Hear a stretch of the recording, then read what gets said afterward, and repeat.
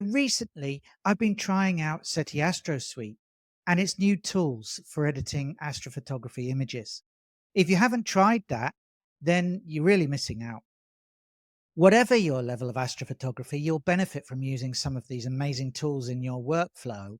Let me show you how in this video. Until now, I've limited myself to using the absolutely excellent Siril, which is free, and Photoshop, which I also have access to, but that is actually a paid subscription. Now, a new piece of software that's caught my eye recently, and I've been reading a lot about it, and it's really changed everything because not only is it free, it includes some amazing and revolutionary new tools that I'm going to include in my workflow. In this video, I'll go through my Astro editing process from start to finish. I'll include some of these amazing new tools as part of my new workflow so you can see them in action. My target this time was the Horsehead Nebula, which I've been recently imaging for a few nights in between the clouds, rain and wind. This is a target that I've returned to a few times, and this time I'll really be looking to get the maximum I can from this data. So do stick around for the entire video and hopefully we'll both learn some new things. So first, some initial adjustments in Siril. Here you can see the linear stacked image and a quick auto stretch, which is not applied. I'm going to do a color calibration now. First of all, I select an area of the background with no stars. Just move that out of the way. So draw a box and use that selection. And when you press that button, you can see it's done background neutralization, beginning to look a lot better. The second stage is white calibration. I choose a nice white star area, put the box around it, and click apply. And there we go. There's the balanced, color balanced image. Now I correct it and put it round the orientation that I want. Now I'm going to do a background extraction. And when I quickly set this with the grid tolerance set to normal, it's done a lot of boxes. The idea here is that your little red boxes should be over the background area and not covering any of the nebulosity. So what I'm doing here is I'm changing the grid tolerance a little bit so that there'll be fewer boxes. Now that I'm happy with that, I'm going to actually manually delete some of these boxes which are covering some of the nebulosity of the Horsehead Nebula here. You just double click with your right selection on your mouse to delete a couple of these boxes at a time. Okay, so I'll put this into fast forward mode now.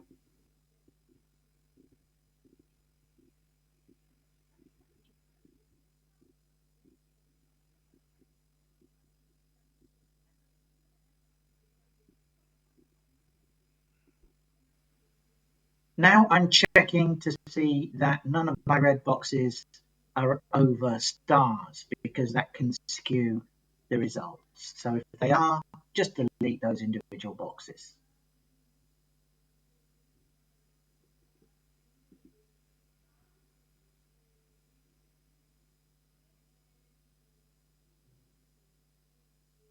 Now let's press compute background and you can see the difference it's made. Apply that. Wow. Now what I'm going to do, one final thing, is remove the green noise. Click apply and close that. And that's actually our final image after initial adjustments in Siril. I'm going to save it now, and I want to save it as a TIFF file. Choose whatever name you want and save that file. I'm going to save it as a 16-bit TIFF file. Should keep most of the information there. And this has come up because it's actually in linear mode, i.e. that stretch you can see in the preview, but it's not actually being applied. Now I'm going to open my image in Photoshop and continue with the linear image that I've just taken from Siril. I'm going to now give it a few stretches, and you can see that I'm using arc sine stretches, and I'll include a link in the description if you want to get these arc sine stretch curves as a plugin which you can use with Photoshop.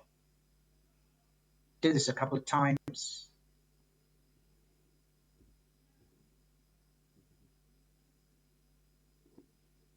Now I've duplicated, Control J will give you a duplicate layer. I'm naming that now to stars. What I'm going to do is I'm going to create two additional images, one with stars only and one as a starless image.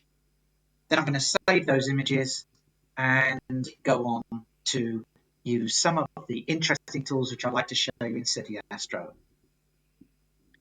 So now you can see I've got two layers, one called starless, one called stars. Now I'm adjusting the stars only image. I'm adjusting the levels, and you can see here that all the dark areas don't show any details. All you can see is stars in this image. So I'm happy with that stars layer.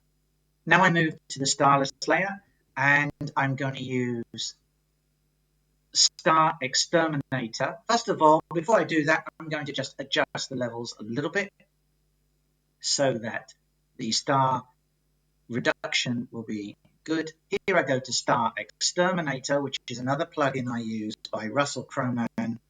You do have to pay for this one though, but it's worth every penny. Again, all details and a link will be in the description if you'd like to go and try Star Exterminator. It really is the best plugin, I think, for removing.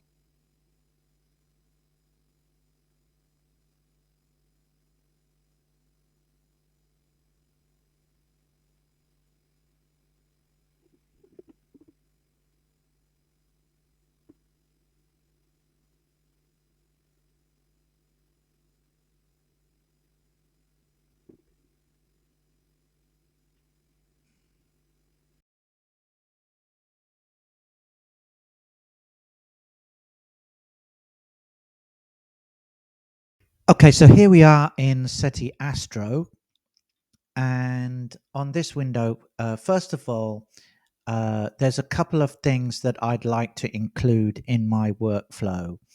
And the first one I'm going to mention is that there are different curves, such as statistical stretch and a curves utility. And you can separately stretch chroma, saturation, and the red and green and blue. To do now is I want to load in my starless image. So previously we created a starless image. So I'm going to load my one shot color hydrogen alpha oxygen 3 image from a file here. And the one I want is the starless image, which I saved here. And create palettes. So that's immediately created all these different palettes. The show image is here. And the other one which I quite like is this one, the 4-ax image here. Let's go with the show. Push final palette, this button here, push final palette for further processing. And this button, when I press this, it will pass this image through to other channels. Now let's just open that image in, let's say, the statistical stretch. So here you can see the image. I can try doing a statistical stretch with the regular settings. We can preview the stretch. and it stretched it a little bit more. Now, undo. I think I quite like that. I'm going to try that again. Let's do a preview stretch again. Very nice. I'm starting to get some detail in here too. Right, I will go to this one here, which says under functions, it's wave scale HDR. Can you see that in this area, or even in this area, it's rather blown out? There's not an awful lot of contrast or detail here. And also maybe I could get a little bit more detail here in this dark area. So I'm going to try this wave scale HDR. When I open that, it creates this kind of luminance mask. And we can fit this to preview. Let's zoom in a little bit. Zoom out. Okay, let me just come and see if I can get a little bit more detail in here, in this bright area here. So I could increase the number of scales. Let's preview that.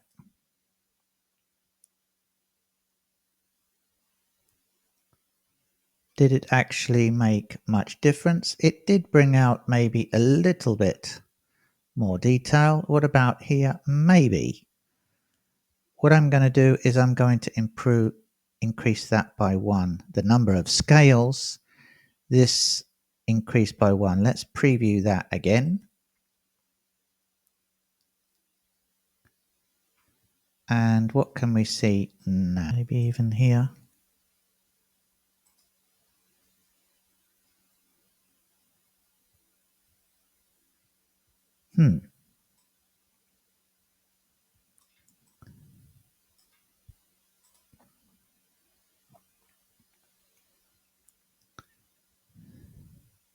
So I think I'm going to apply that.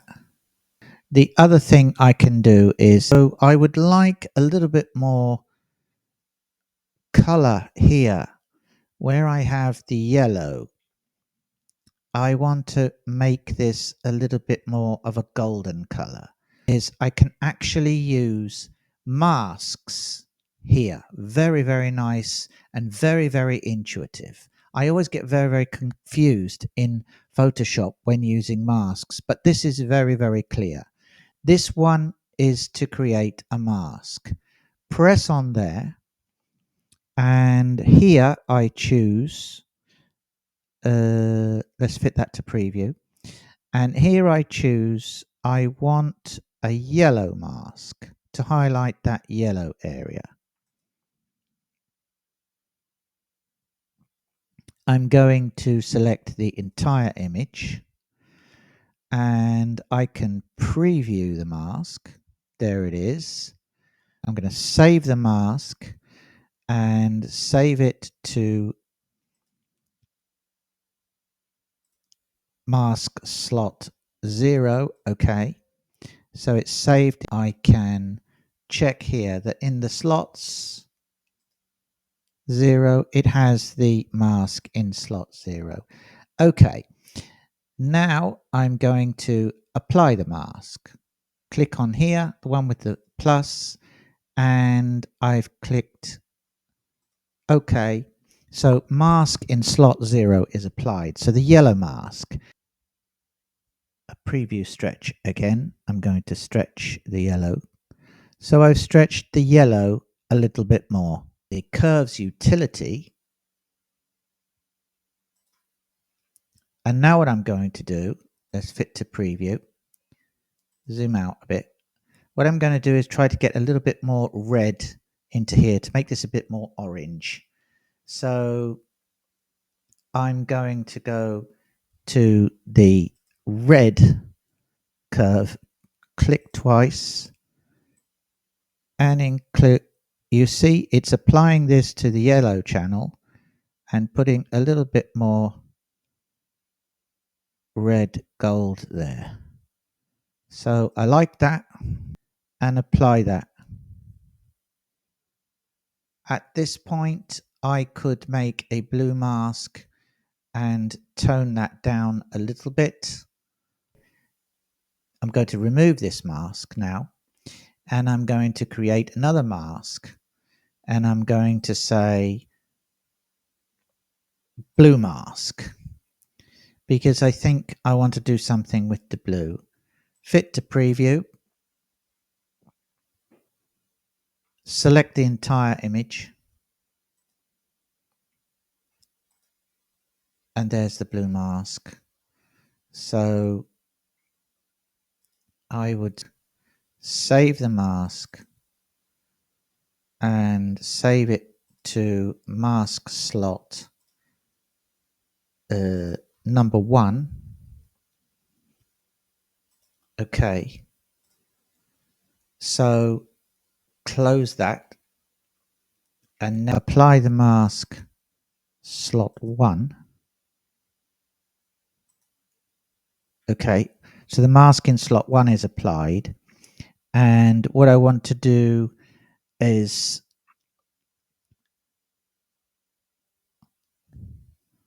I want to come down. I want to go here to this one that says brightness, and I want to bring down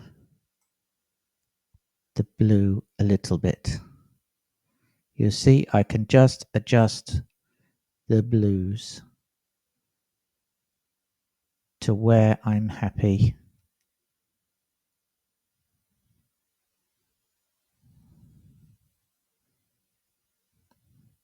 Just very slightly. And maybe I can now try adjusting the chroma.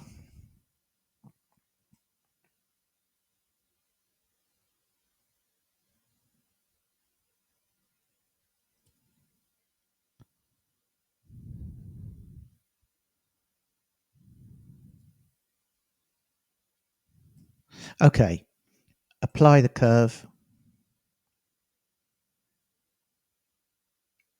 I can save the image. And so what I'll do is I'll save the image as a TIFF, and I'll save it as a horse. So I've got this one, and I'm going to save it as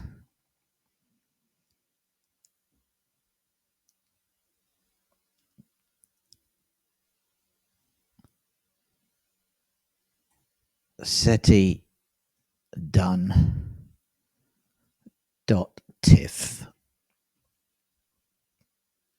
Save that and choose 16-bit show. Now I'm going to open the image I've just saved.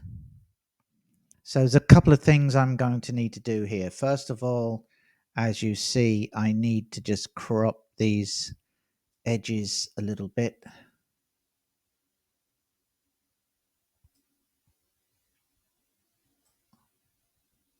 And I think you can definitely see some noise. If I zoom in, you can see that the noise is really quite bad. I'm going to do noise exterminator 80%. So let's run noise exterminator and get rid of this noise.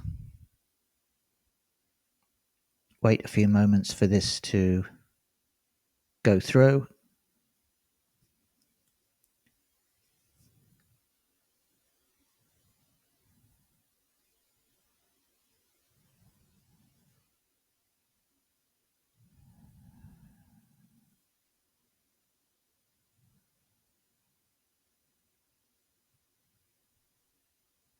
So that's my image now. I think it's looking quite nice.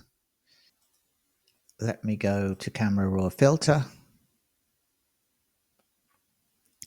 And we can increase the saturation a little bit, just a tiny little bit. Okay, and increase the clarity.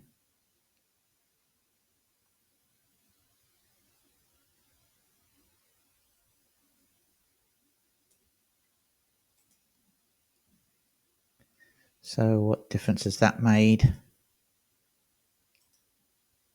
So we were there.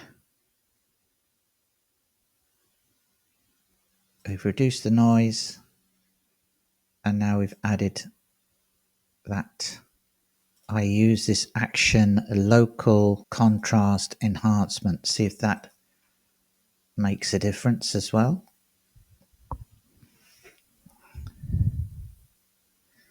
So the difference there was this. Now it became this. One more time I will run noise, but I will put it down to 60 this time. Run that one again.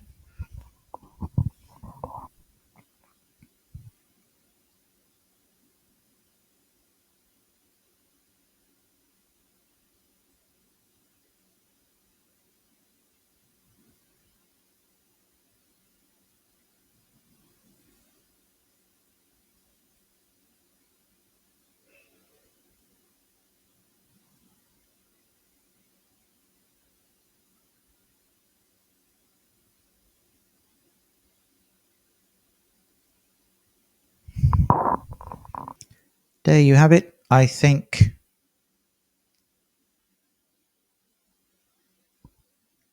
up to you. I don't know which one you prefer.